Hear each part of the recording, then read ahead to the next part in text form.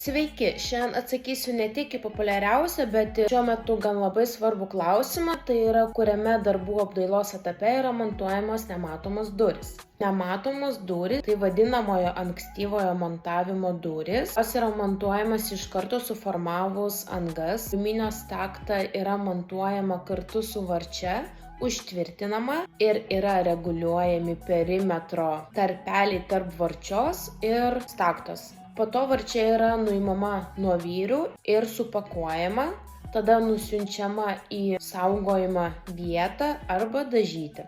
Sumontuota aliuminio durų stakta, tinkuojama, nudažomos sienos, yra klojama grindų danga.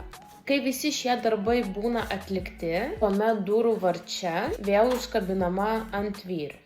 Tad jeigu jums šis video apie nematomas duris buvo aktualus, rašykite savo klausimus komentaruose. Taipogi galite skaityti straipsnius apie duris mūsų tinklaraštyje www.lozabaltija.lt.